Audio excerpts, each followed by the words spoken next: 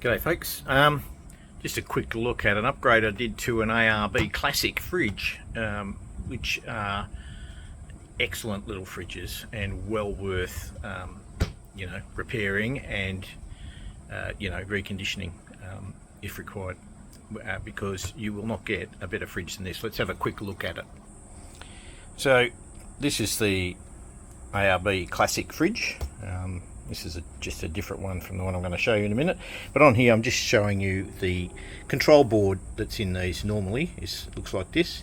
And this board is actually a Waeco, it's the same as a CF series Waeco control board. The whole fridge internals was built by Waeco for ARB. Now this fridge has a Danfoss compressor. It's excellent componentry and well worthwhile to keep this fridge going, because it'll go for years. And probably I can't remember what's in the new Zero model, but I doubt it's got as good a componentry as this thing's got. Alright, let's just have a look at what I've done here to refurb this one.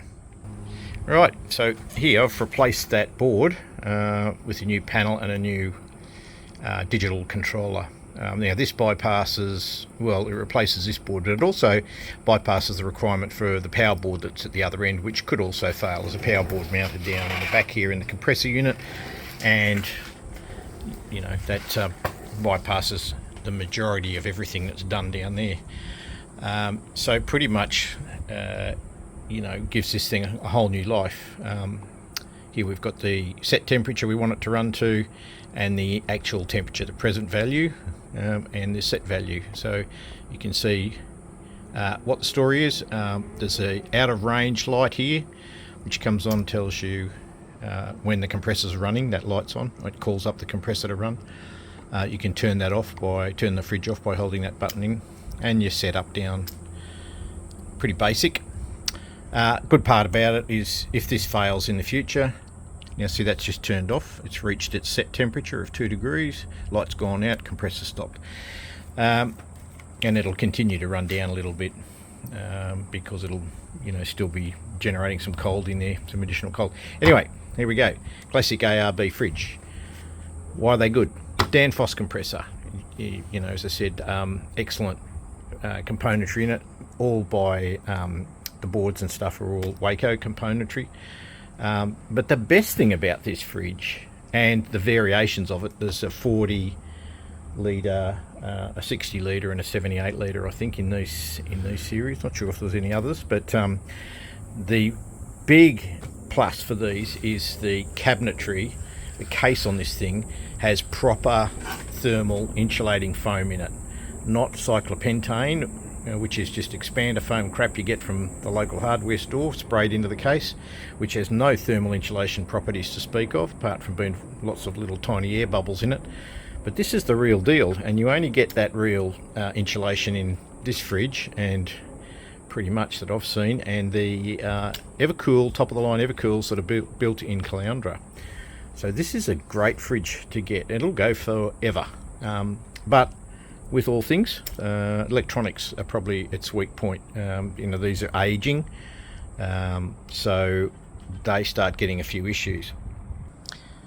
And this is the board that was in this fridge. Now you can see all that white stuff on the circuit board. That's corrosion, and this is not uncommon on these fridges. As you can see, we've got lots of them here, and they eventually cause a failure, and this little microprocessor chip on here stops functioning. Everything around it looks okay, but it just simply stops working. So the solution is fit a new controller, which I've done. This thing, as I said, will go for years. It's good gear. It's thermal efficiency. Now you may see on a new fridge they'll say, oh, this thing's good, it only draws 2.5 amps. That's because the compressor's too small. This fridge has got a 3.5 centimeter compressor. The new version of this fridge, if I well, all of the new ones. The Waeco in the same sizes, 40s and 60s, all had a 3.5 centimetre compressor. They've now got a 2 centimetre compressor. So that means they work a lot longer to try and pull the temperature down. And in these extremes, it's 35 degrees today, they battle because they're battling the losses out through the cabinetry and opening and closing and trying to make it up with a very small compressor. And all of the companies have moved to these small compressors now. They draw less current on a one-for-one basis. So I look at this one, this is going to be drawing 3.5 amps, say, and if you could look at one of the new fridges, it'll be drawing 2.5 amps. But the new fridge will run for 2 hours, this thing will run for 20 minutes. So over your 24-hour period, this doesn't even run 20 minutes, actually, it runs far less than that. This fridge will, in these temperatures, if I switch it off, will only lose 2 degrees in 3 or 4 hours, compared to a new fridge will lose 2 or 3 degrees in 10 or 15 minutes. So they run a huge amount more than these. The runtime on this is probably 20 or 30% of a new fridge. Excellent. Now, it's only, as I said, it's only in this ARB model that I've seen, and the Evercool, big white Evercool fiberglass fridges. So, looking for a good second-hand fridge, have a look at one of these. Yes, this may happen. Thermistors fail, control boards fail, and these have become not available anymore in some models. There's more than one version of this board that was in this, and so this is the solution. Now, if this fails in the future, this is a cheap component to replace. You know, if you're talking about, you know, 20 bucks or something and 30 bucks to replace it, versus a new original board was about 150 plus postage, you know, so it was considerably more expensive. So there's the fix for, and that's true of the others if you look at the other videos, all the other fridges. All right, that was it. Just quickly wanted to show the ARB. Be a different panel. This is my prototype one, but the next one will have a 3D printed panel made up to fit in here.